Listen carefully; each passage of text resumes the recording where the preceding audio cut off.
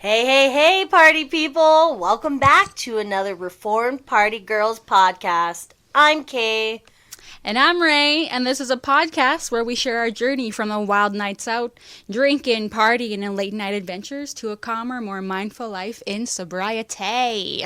We are so happy you've been enjoying our episodes. We've been having lots of fun. Honestly, Ray, every week when you come over to record this, it's the best. It's the icing on the cake for me, getting to spend time with you and talk to you about, our life and stuff that we've kind of grown out of and are working on. Heck yeah. Yeah, I love it so us. much, even though we've been having so many technical difficulties. Like, oh my I'm God. just a girl. We're figuring it out. So, yeah, we did have 2 episodes recorded for last week, but we decided to redo them because it was just way too echoey. So, we're trying a whole new program, and it seems to be doing much better. So, hopefully, the quality is much better, and we thank you guys for your patience. Thank you. All right, so take 2 on this episode. We are going to dive into eating disorders, kind of where it started for us, kind of body image issues, the effects it's had on our life, what it's kind of correlated with our addictions, and kind of where we are now.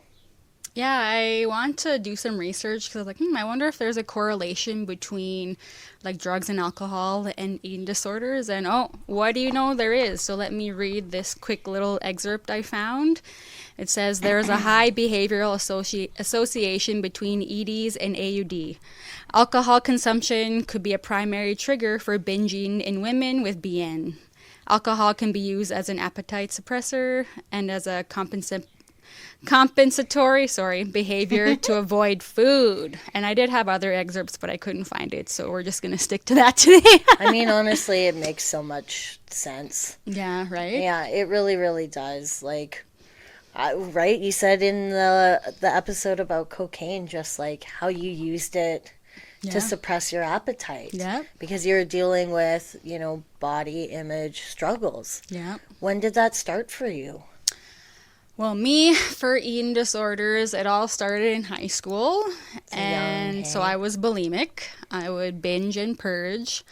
And how I actually learned about that was through watching the show Intervention. Have you seen that show? Yeah, I have. Yeah, so for those who don't know, it's this show where there's also people who go through all sorts of addictions. And they document their journey or their story. And in the end, their families come together to give them an intervention to either get help or they're basically cutting them off. Isn't it crazy that show just kind of actually like opened your eyes Yes. to like addiction and eating disorders and just like mainstreamed it into TV and made it so accessible? Especially when you're a teenager and that young, and you'd think after watching that show, you'd like, oh no, never do that. But it encouraged me. I was like, oh, so you're saying I could eat all this food and then just throw it all up and then just keep eating, and I could eat whatever the fuck I want. It's gross, and it's funny. That same night after watching it, I'm like, I'm gonna try this. Yeah. Go and Well, eat while a bunch you're of food. sitting there too, you're probably like, oh, I would never. Yeah. Right? And you're like judging the people hard, and you're Well, like, I wasn't looking at even them. judging them. I was like, I want to try that because, Oh.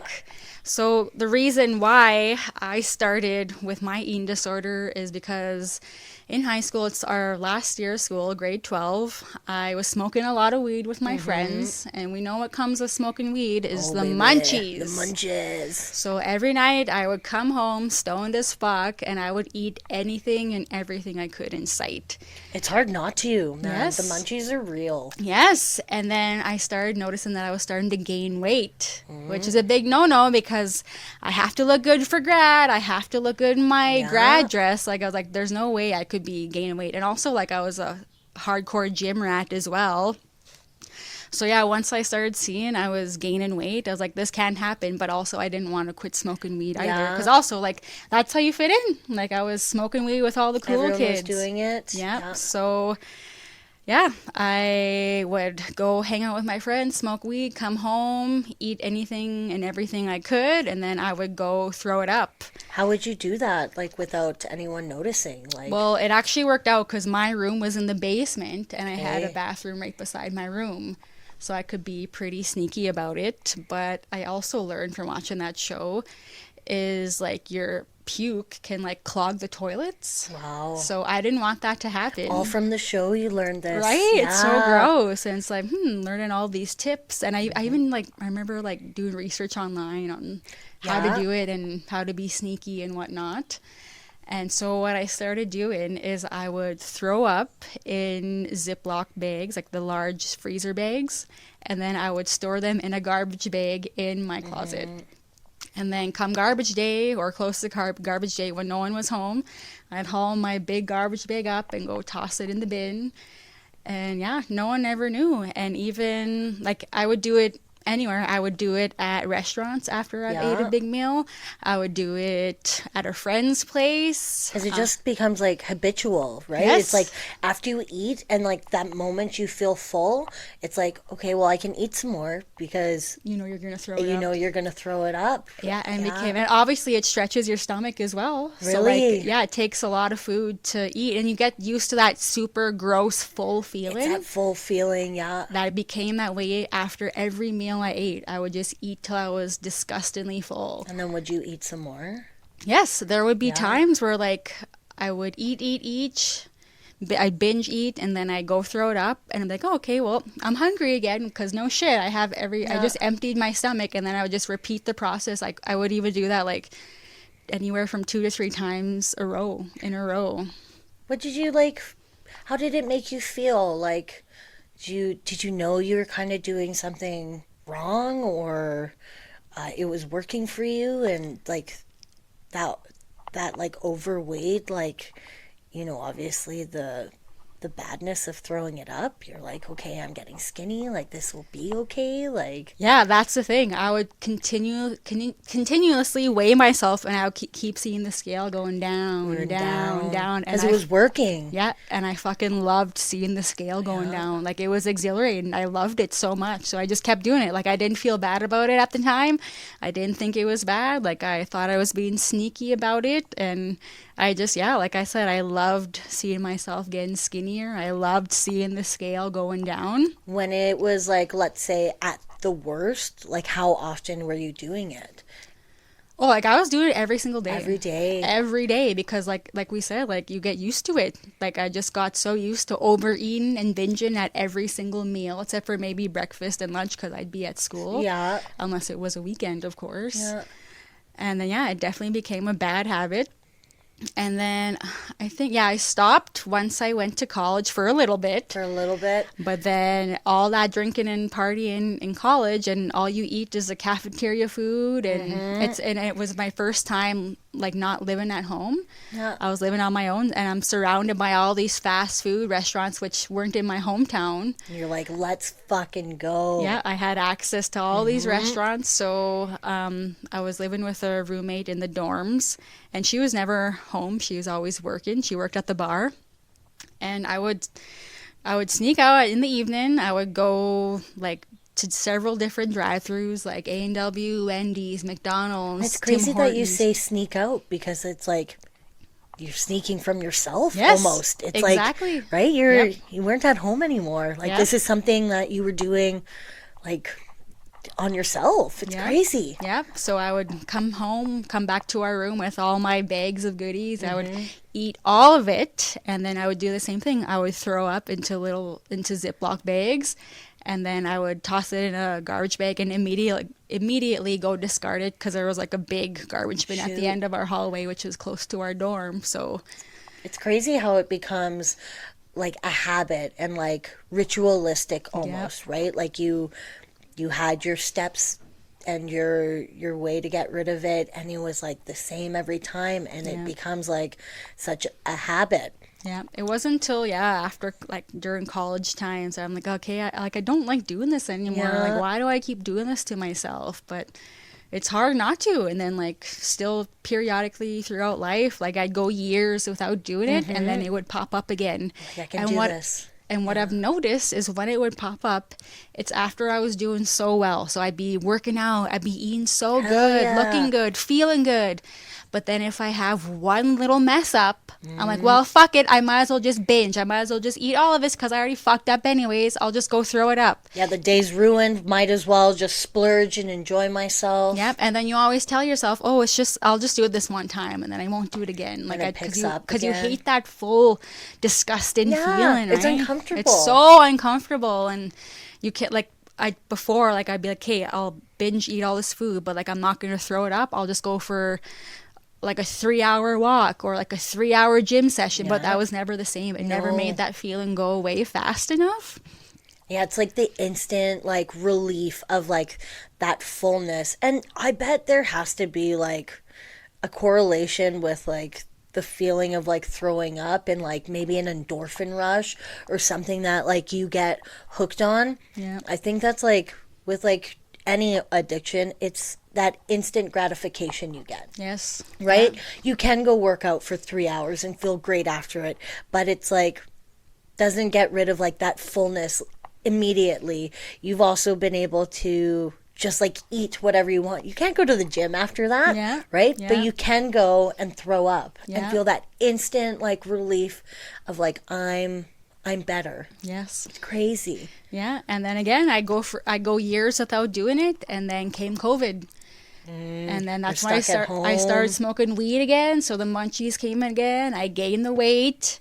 So I started doing that again, but that stint didn't last very long, thank God. But then that's when I started thinking, oh, I'll start doing cocaine again to lose my appetite. Yeah. And then like another unhealthy habit. And then again, I go years without doing it. And then just as early as last year, it happened around this time actually, or maybe March, April of last year, because again, I was doing so well, eating so good, like working out, looking good, feeling good. And then this one weekend came where I'm like, you know what? I've been so good. I'm just going to treat myself. Like, I think I just bought like chips and like muffins. That's it. I ate that, but then I felt shitty. I was like, well, I already fucked up. I went back to the store To get bought more snacks? more food just so I can binge What's it. your snack of choice? What It's do you always love? it's always like usually like ice cream and then like cupcakes or cake. Yeah. And Stuff then, that also comes up easily. yes, and like what else?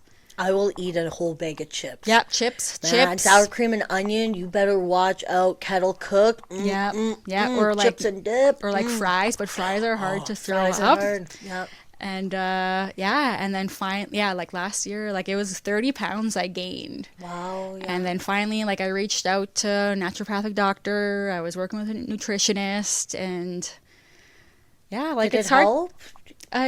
Not at the time. Yeah. Because I don't know what it was. Like even when I stopped, like the throwing up and whatnot, I just wanted to eat. I just wanted to Nonstop. binge. All I would think about is food. Yeah, the I could- cravings, Yeah, right? I couldn't wait for my next meal and like snacking up throughout the day. Like it's all I could think about. And it's like I don't know why. Like every once in a while I go through those phases, but it doesn't always turn out into a binge and purge episode. It's hard for me because of like the guilt that comes with like the Yes. relationship of food and like enjoying it. And Yes. it's like I feel so guilty for wanting to eat all this, and then I get really hard on myself, and then it's like, well, fuck it, like I'm just gonna dive in, or you feel so like gross after that you're like in such like shame, like food shame, that you're like, okay, I'm gonna go make myself feel better. Yes, and there's like I've lost count of how many times I would end up just like crying and asking God like why, or like help me, Yeah. please help me stop. Like I don't want to do this anymore. Yeah, it's like that self-awareness of like, okay, I know I'm overeating, I know I'm going too far, but I can't help it. Yeah. And then it's like, through time you've like developed this way to, make it go away, and then you're just stuck in like this like guilt and like feeling good and knowing it's wrong, and it's like it's torturous almost. Yeah. Because you are self-aware, you know what you're doing Yeah. like isn't healthy and isn't good for you. Yeah. But I do find, like, especially with eating disorders, that no one talks about it. Yeah. It's not, like, super open, and it's hard to discuss it. Like, how do you tell your parents when you're young, like, hey, I'm dealing with, like, body issues? Because I can tell you most of the time it comes from, your family around. Yeah. Like for me, all of my family's, more plus size, and we don't run like stick thin. But growing up in the 2000s, like you said, you saw an intervention. Yeah. The other stuff that was on TVs in the 2000s, like girls were stick thin. It was the era of Lindsay Lohan and Paris Yes. Hilton and Yeah. Britney Spears and low-rise jeans. Yep. Please don't ever bring those back. I think they're coming back. Oh which no, yeah, kinda sucks. low-rise jeans and like little crop tops. Like that was the look, right? There was no such thing as like a BBL back then. Like girls did not have curves. Like you were a stick. And like how do you tell your parents or the people around you as a young kid like, "Hey, like I'm not comfortable in my body and my skin." Yeah. Right? And then you have, I know like my mom was always dieting. And so I would be like 14, 15 doing these diets with her. And Yeah. like, because she struggled with her body image, like I really felt that too. And now being 30, I'm like, fuck, I would kill for my body I had when I was 15. Like Right? I would kill for it now. Yes, like I look back to like, oh my god, I thought I was fat then. what? Like, oh my god, not even close. It's crazy how society like loops like all of this in together because the struggle is real and these aren't things you learn in school. But for some reason, like look at us. We have a lot of things in common. And I'm sure you listeners out there, there's a lot of you that can relate exactly to this.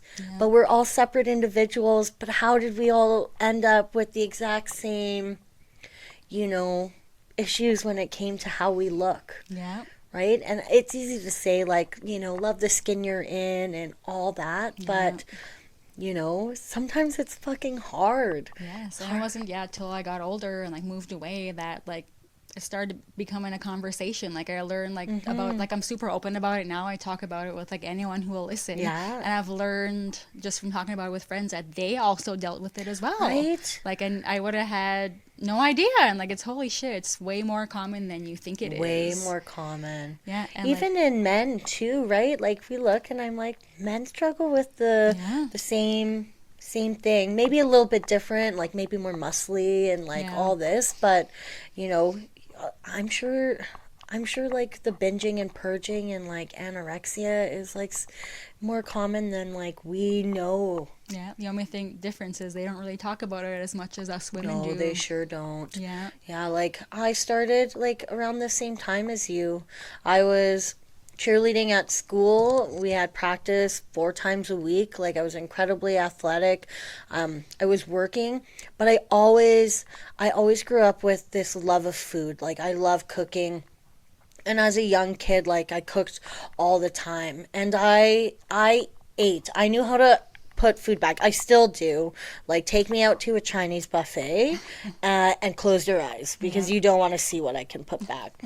And there's nothing wrong with being able to indulge, but I started like counting calories and controlling, and my mom had a treadmill at home, and the second I got home from school, I was on it walking, counting my calories that it says like you lose. Yeah. And then when I would eat, I would like track those calories. And then if I overate for dinner, then I would be back on the treadmill.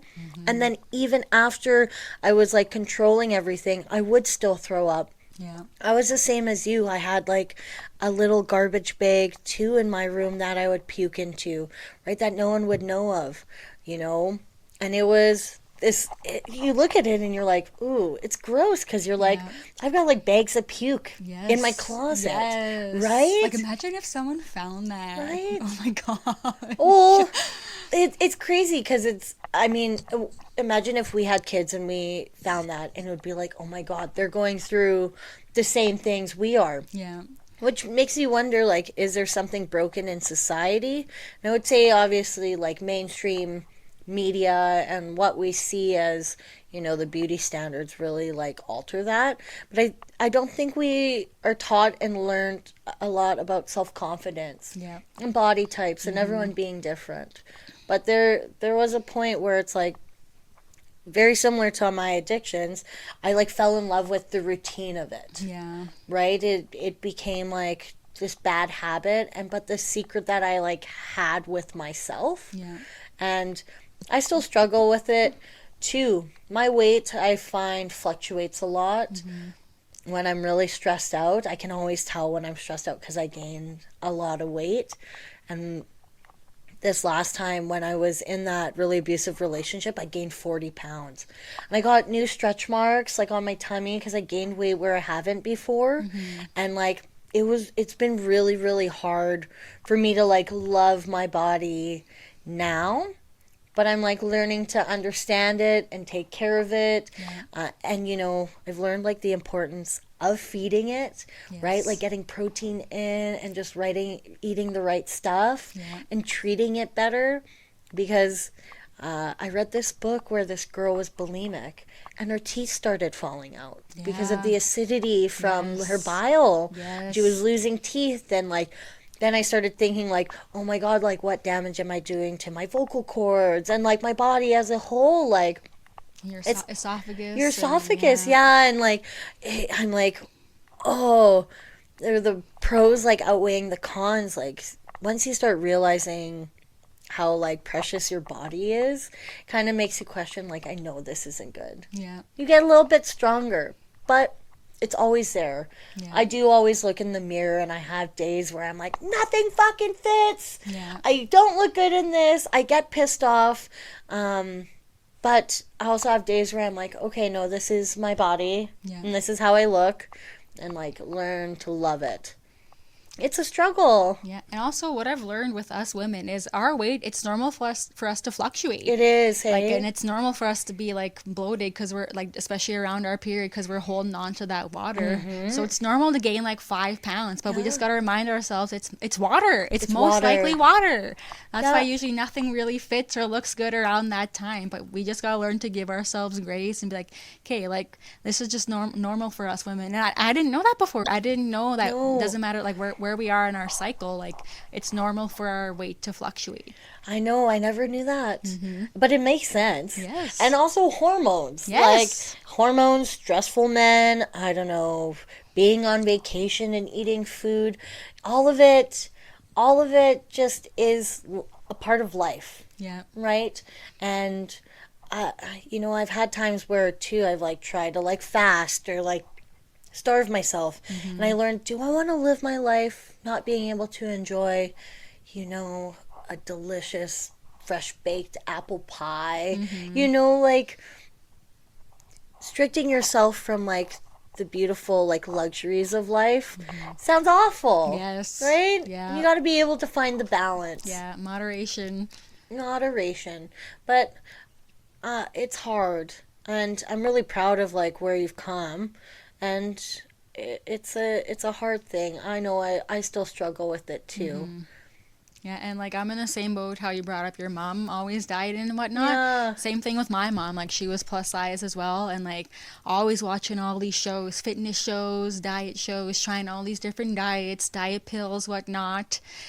And so that's where I learned that from. It's literally shoved down our throats. And like there's no escaping it. And like a moment in time that still sticks with me to this day. I think I was, anywhere between 8 to 10 years old, and me and my mom and my sister, we went to the mall, this little mall, and Warehouse 1 just opened there. I was like, oh my God, that's so cool. I'm like looking outside, I'm like, Mom, can I go look in that store? And she's like, no, you're not going to fit anything from there anyways. And like that still sticks with me to this day. And like my mom, like she has said many harsh things like that to me growing up, but like she didn't mean it, but like that's how she was raised as well.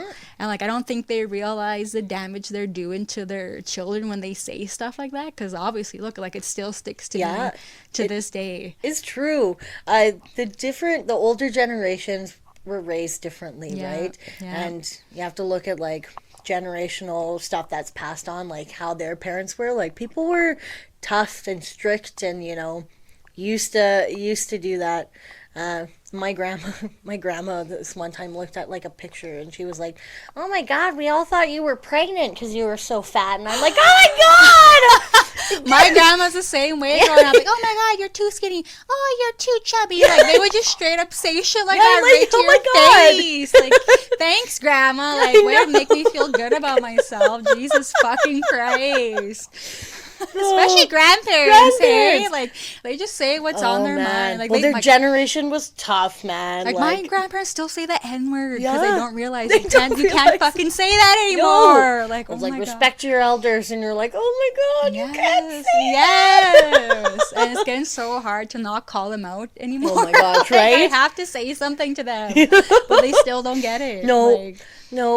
Yeah, I wonder why, like, weight is such a thing. I guess, right, to meet a, like, suitable man. Well, it all goes back to, like, the standard of beauty. Yeah. Right? And what has been, like, forced down our throats of what beautiful is. Mm-hmm. I think, like, for me, you see it change, like, every couple years, kind of what the standard is. You know, right now, it's a BBL, and it's like the natural eyebrows and like all this stuff, but it'll change in 5 years to something different. Yeah. And it's like trying to hold those standards, especially as you get older and you become an older woman. Mm-hmm. You start to realize you're like, oh yeah, I'm not 18 anymore. Yeah.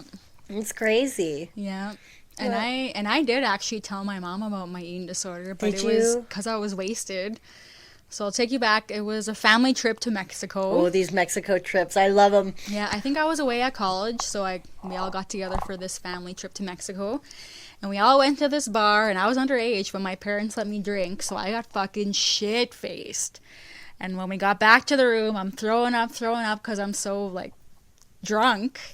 And then I think my sister was worried about me because me and my sister were sharing a room. So she goes and gets my mom. My mom comes in and she sees me like dry heaving and trying to make myself throw up in the toilet. She's like, quit trying to make yourself throw up. Like, just go to bed. And then and that's when it slipped out. And I was like, oh, like, I don't remember exactly how I told her. But I told her, like, I make myself throw up. I overeat and yada, yada, yada. And I don't remember really what she said. But I know when we did get back, she, like, sent me to, like, a psychologist. And he, like, prescribed me Prozac, which I think it did work for like the first 2-3 weeks, but then after that it didn't work at all. No. Well, and how old were you? Anywhere between, I think I was 17-ish. Yeah. It's crazy because we talk about, like, you went and saw someone, you got put on Prozac, and I think we all know, like, the best thing for losing weight is exercising. Yeah. Isn't that crazy? Yeah, and it's funny, but, like, ever since that, we never did talk about it again. No, she never did bring it up. I never did bring it up, but... No, it's like the, like, silent thing that... Families do that a lot. Yes. They'll, like, acknowledge something or bring something up, and then it kind of gets swept under the rug. Yeah. No one talks about it. It's never happened, right? Yeah. Families. Families are crazy. There's been crazy spots I've thrown up too, and it's, again, it all comes with like that fullness feeling. When I get like really depressed or I'm really stressed out, like I'll go eat at a restaurant like by myself, and I'll order so much food. I'll smoke a joint with like weed because it helps with like wanting to eat. I'll smoke a joint and I'll eat and eat and eat at the restaurant, and I've thrown up like in the restaurant same too. I've like no guilt, no shame, and I always know like if I drink a lot of water and I like eat really fast, that like I can get everything out in like a couple pulls because it's like all at the front. And it's crazy how you get older and you start to like learn what foods are good to do it, you know, to drink water in between. Yeah. Like I had a toothbrush I would carry around as well, so I wouldn't have to stick my hands in. Yep. It's crazy. You like start to learn all these things, right? Like the more information you get, the more you have to like scratch that need. Yeah. And it's hard to walk away from it. I think as an adult, especially living on my own, that's probably one of the hardest things I've had to do, because with drinking and not doing cocaine, it's been really easy to just separate myself from those people, that environment. But eating disorder, you know, is one that I have to like face and conquer and be consciously aware kind of all times because I'm in my home by myself. Yeah. You know, I always find it hard when you do that grocery shop and you've got everything you want and you don't even bring home like the snacks or stuff, but you're like, ooh, I can make a fucking bomb ass fucking sandwich or like eat these cookies, and then before you know it, it's all gone. Yeah. And then you're sitting at home by yourself and you're like uncomfortable. It's hard to be like, no, I have to sit in this uncomfortableness and not go and do it. And so I find it's been like a real challenge.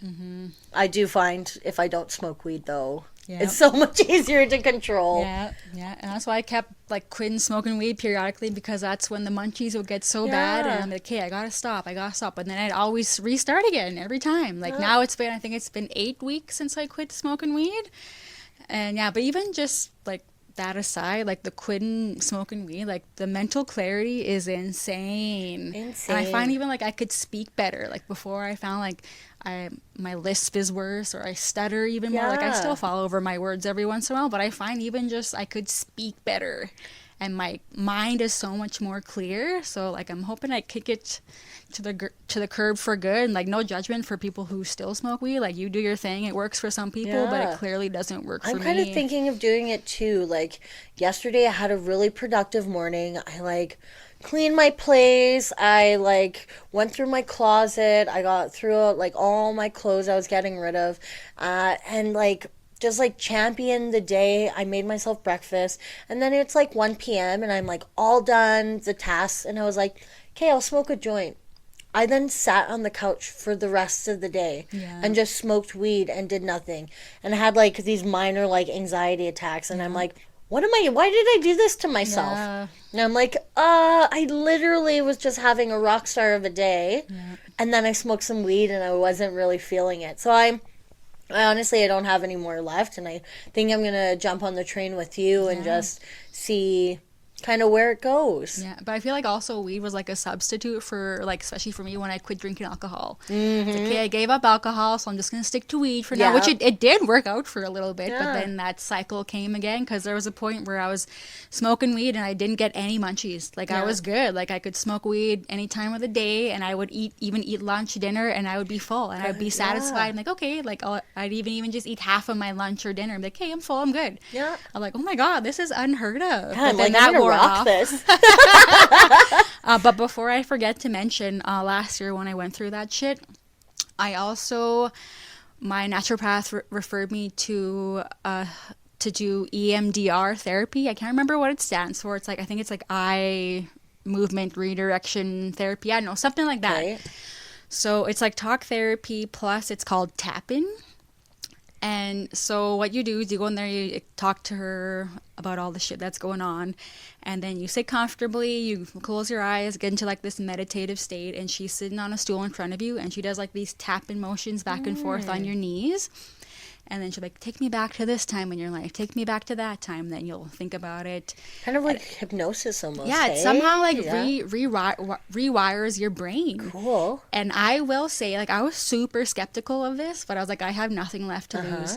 It fucking worked. Hell like, that's when I got right back on the train. Like, I wasn't obsessed with food anymore. I wasn't binging. I wasn't overeating. Like, I felt so good. My mind was so clear. I could not fucking believe it. So, anyone out there, give EMDR therapy Did you have to do it a bunch? Or? Yeah, I think I did it 3-4 times in a row. I can't remember if I was going every week or every 2 weeks. Okay.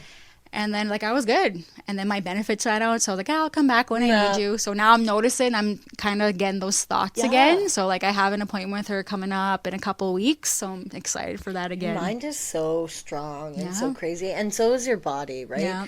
I think, like, your body remembers so much stuff. Like you said, like we were saying, right? Like, it becomes a habit and a ritual and like a part of something, and so you do have to rewire it. You do. Yeah. And I've also like found and I've learned like when we eat, it's like an emotional thing. We're trying to fill that void. And I find it's worse when you're sitting around doing nothing. So that's why I'm always trying to stay busy. Yeah. And also what I've learned, which really helps, is after a meal, every meal if you can, even just go for a 5-10 minute walk. Like that's so good for your digestion and just helps things move through smoothly. Yeah, Like, well, and it so gets you good. out of that like really sleepy state, right? Because like your body starts breaking down everything if you're sitting down. Yes. You just get like tired. And that's the worst like, thing you can do. lethargic. Yeah. I know, like that's all what we all want to do after we eat is all just sit down and chill. Trust me, go for even just a 5-minute Undo walk. your button on your pants. Yeah, it makes such a difference. And also being in nature really helps as well. It does. Yeah. Well, if you look at it, humans used to have to like fight and forage and hunt for food, right? Hunger and like what fueled us, it was a part of like our animalistic nature.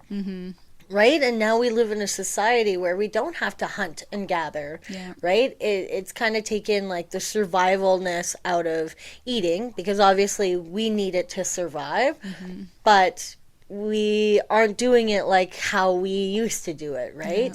And that's where like the overeating and the binging all comes in to play because, you know, it's taken out that hunter-gatherer out of us. Yeah. We don't have to go hunt for food. Thank God. I would be so skinny. I just started.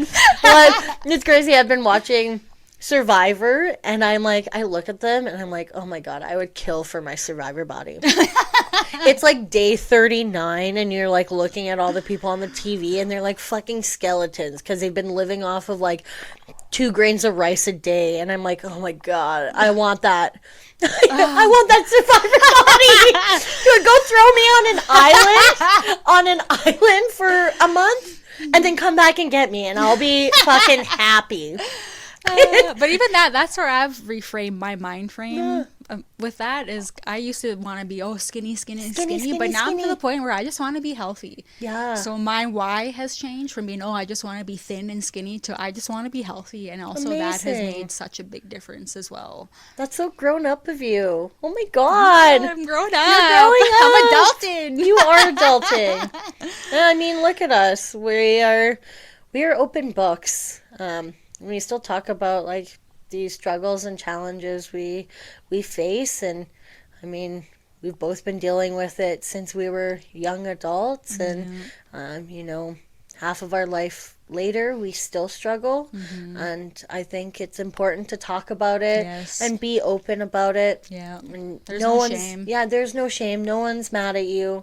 The struggle's real, and like we're finding out, you know, more and more people deal with the exact same stuff, and we hope that you guys can relate and hear our stories and get help if you need help. Get help. There's no shame in that, and don't be afraid to talk about it, whether it's with a friend or your family. Like, it's wild to see how common it actually is. Because you're beautiful. Yes. You are. Yes. Yeah, and don't forget that. Absolutely. No matter what shape you are. We appreciate you all so much, and really hope you enjoyed this episode. Don't forget to like and subscribe. And feel free to email us at partygirlspodcast@gmail.com.